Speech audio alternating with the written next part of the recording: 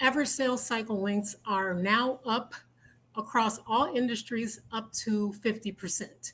And this advice can apply whether you are in manufacturing sales or tech or SaaS sales.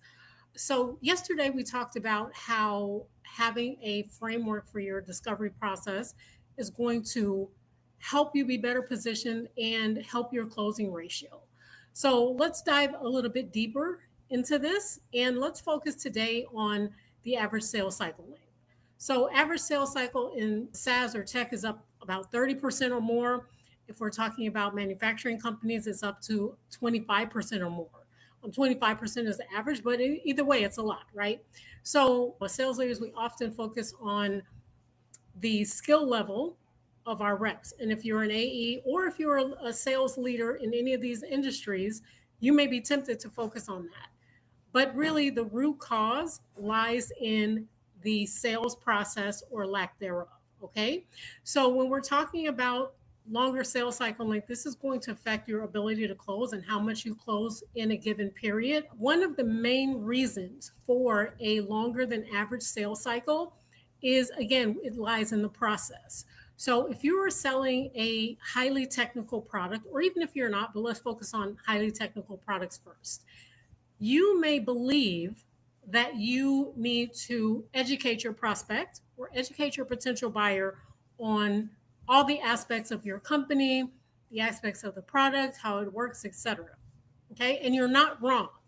You do need to educate, but here's how the education piece can lend itself to lengthening the sales cycle longer than it needs to. Lots of times we'll start our discovery call with the framework that I described the other day, but then we're doing the education piece and we're talking and we're educating, and sometimes it can go down a black hole and you're just talking about these technical aspects and how the product works, et cetera, et cetera. And you never really get around to doing the rest of the discovery. And you never really get around to why your prospect is there with you in the first place. Why are you actually having this conversation?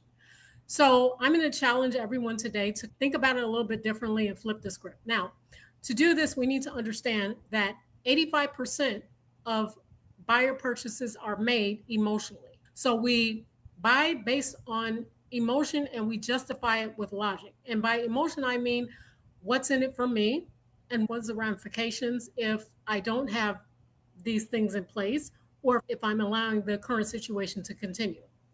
So when we are in discovery with our buyer and we start talking about all these technical aspects, we are really selling our product. We're talking about our product a lot, and our buyers are used to that. They're used to us coming on, talking about our product, pitching and doing all these things. Where if we take the statistic that I just mentioned, 85% of purchases being made emotionally, that is the barrier. Okay. That is the barrier. So, what we want to do is flip the script. We want to work on breaking down our buyers' emotional barriers first and then doing some education about the product.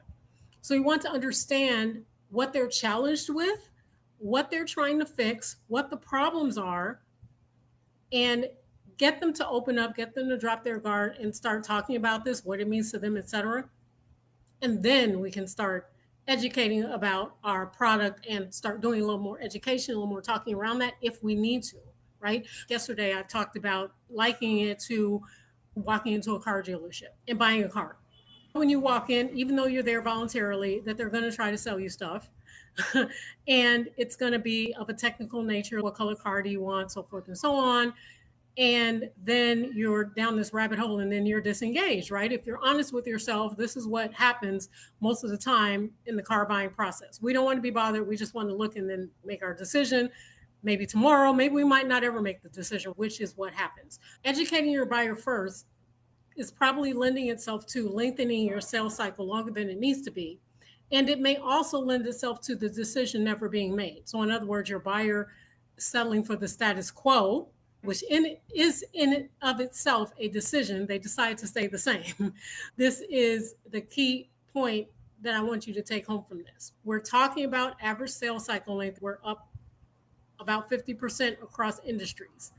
And if you want to impact that, we have to identify the root cause of why buyers buy in the first place. Yes, they're buying to fix a problem, but we can have all the information and all the statistics and all the technical information. We can still delay our decision or not even have it happen, right? I can know intellectually that I need to change something, but until I'm actually connected to the problem emotionally, then I'm not going to be moved to take action. I have no motivation to take action. So we need to know why our buyers are motivated. We need to be able to articulate that and have them start talking about that, right? So if we want to impact our sales cycle length, we want to make them shorter, we need to flip the script from doing the education first and then going into the actual discovery and the questions to doing the discovery and the questions, positioning ourselves, and then doing the buyer education. And that in that way, you will have lowered the barriers, and now you have the buyer's mind open, and they're talking to you, they're listening to you, and they understand how you can help them, and that you want to help them, and that your product, solution, or service is going to be able to fix their problem. So this is a little twist on how to fix your sales cycle lengths and make them shorter, stop getting ghosted, be able to close more deals faster, and probably with a higher ARR. Because if we're breaking down the barriers and we understand what the purchase means to them or what fixing the problem means to them, then we are going to be able to match that with our solution. We have their minds open, so it's a win-win for everyone. Okay, so if this has resonated with you and you're a sales leader in either manufacturing or tech, or you're an AE, I can help you with these things. DM me and let's have a conversation on which one of those is top of mind for you right now and what you really need help with. Okay, I will talk to you later. See you on the next video.